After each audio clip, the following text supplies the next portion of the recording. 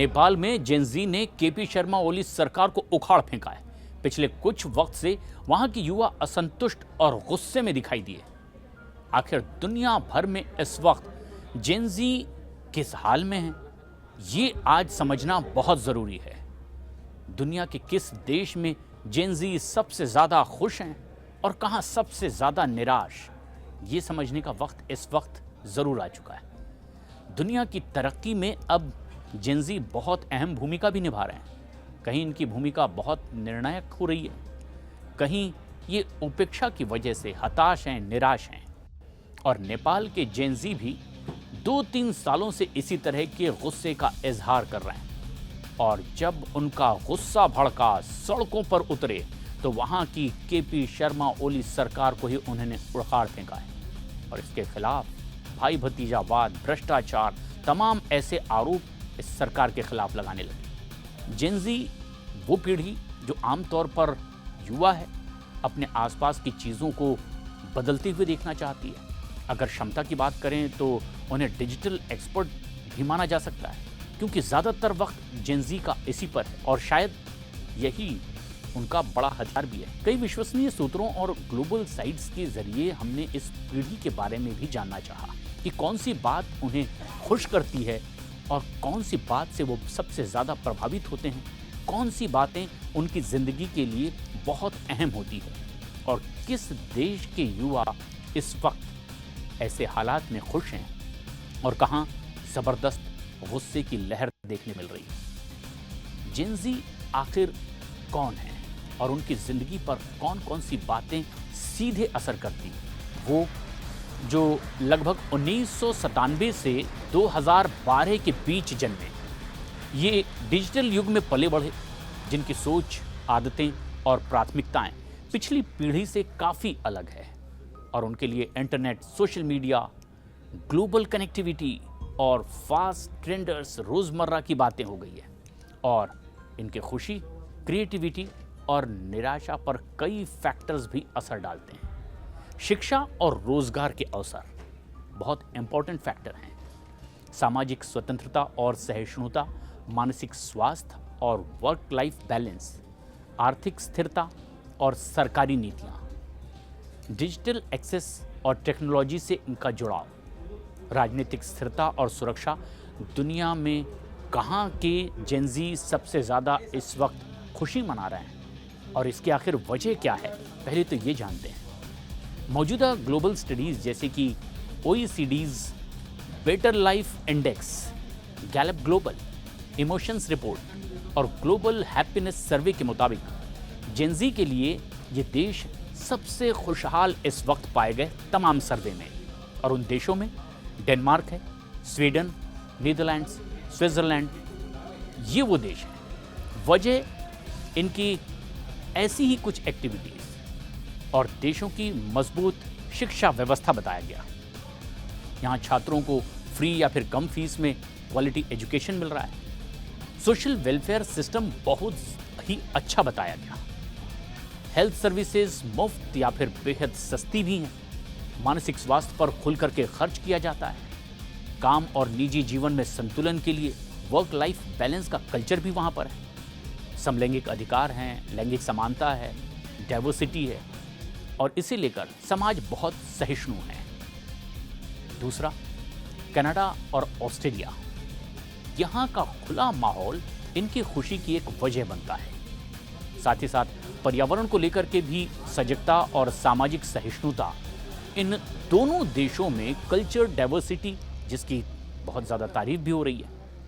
और यहाँ पर युवा आज़ादी के साथ साथ अपनी आवाज़ बुलंद कर सकता है। कनाडा की यूथ वेलबींग इंडेक्स रिपोर्ट बताती है कि यहाँ के युवा अपने जीवन से संतुष्ट हैं और उन्हें रोजगार, शिक्षा, स्वास्थ्य की तमाम सुविधाएं और सामाजिक समर्थन भी बहुत अच्छी तरह से मिलता है। जेनजी के हिसाब से सबसे क्रिएटिव देश आखिर कौन है, लोग ये भी जानना चाहते हैं। जेनजी के हिसाब से अमेरिका को सबसे क्रिएटिव देश यानी क्रिएटिविटी का हब माना गया। सिलिकॉन वैली टेक्नोलॉजी स्टार्टअप का केंद्र है। हॉलीवुड दुनिया की फिल्म इंडस्ट्री का मक्का है। न्यूयॉर्क आर्ट्स, फैशन और मीडिया का बहुत ही महत्वपूर्ण केंद्र है। सोशल मीडिया प्लेटफॉर्म्स पर युवा कंटेंट क्रिएटर्स की भरमार यहाँ पर है। और इसमें दूसरा नंबर जर्मनी का आता है। जर्मनी डिज़ाइन, आर्ट, टेक्नोलॉजी और मैन्युफैक्चरिंग में इनोवेशन के लिए बहुत ज़्यादा दुनिया भर में मशहूर है और यहाँ लगातार स्टार्टअप की स्थापना भी होती है। यहाँ के design school, universities creative education के लिए पूरी दुनिया भर में मशहूर हैं। और तीसरे नंबर पर आता है Japan. Japan gaming industry, animation और टेक्नोलॉजी इनोवेशन का केंद्र बन गया है।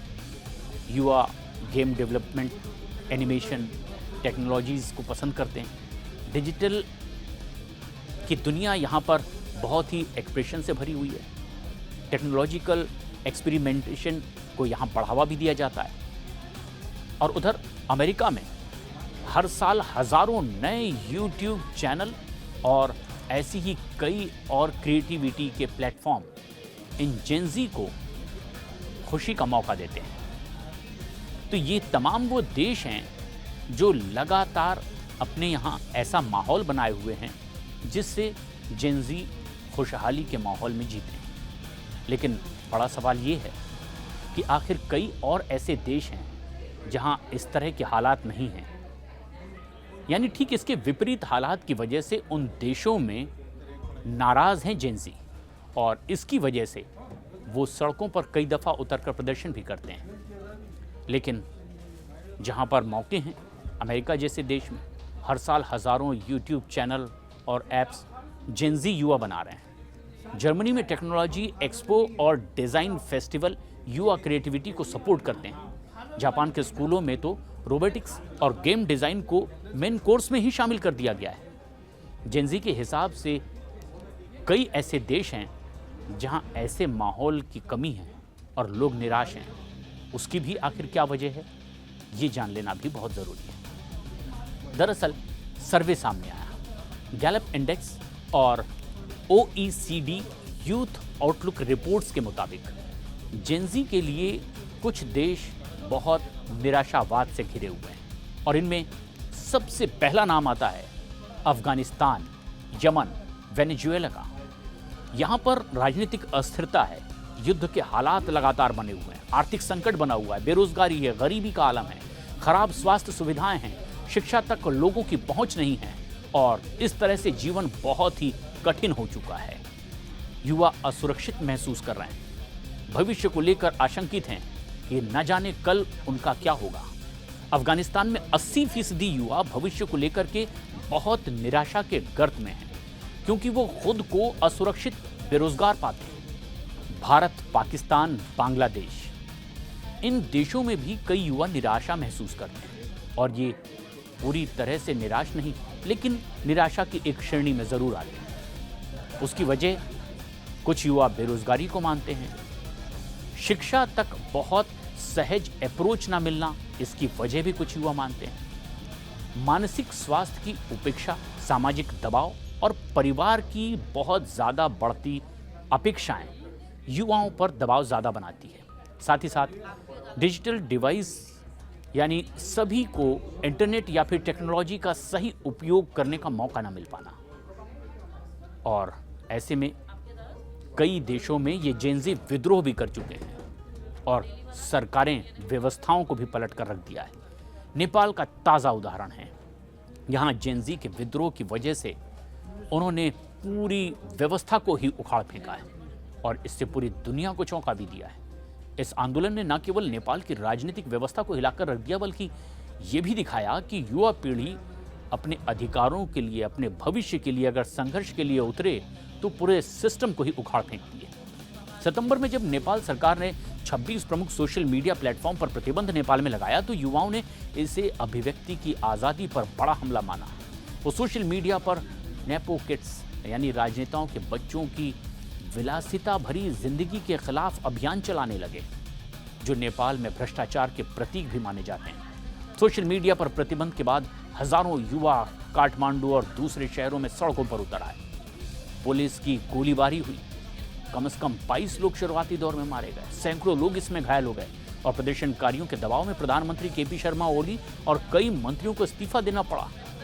2024 में बांग्लादेश में भी जेनजी ने इसी तरह से अपना आक्रोश सड़कों पर दिखाया, भ्रष्टाचार और पुलिस के अत्याचार के खिलाफ आंदोलन किया और आंदोलन ने शेख हसीना की 15 साल की सत्ता को खत्म कर दिया। उधर केन्या और नाइजीरिया में भी जेनजी ने उच्च शिक्षा, महंगाई, पुलिस की बर्बरता और बेरोजगारी के खिलाफ जमकर प्रदर्शन किया, सड़कों पर उतरे। भविष्य में ऐसे में सवाल ये कि किन देशों में जेनजी का गुस्सा भड़कने की आशंका सबसे ज्यादा है, तो इन देशों में अफगानिस्तान का नाम है, वेनेजुएला का नाम है, यमन का नाम है, पाकिस्तान का भी नाम प्रमुखता से लिया जाने लगा है। और इन सारे देशों के हालात ऐसे हैं जो इन युवाओं के गुस्से को और ज्यादा बढ़ाते चले जा रहे हैं और वहां विद्रोह कभी भी किसी भी वक्त इसी तरह से भड़क सकता है।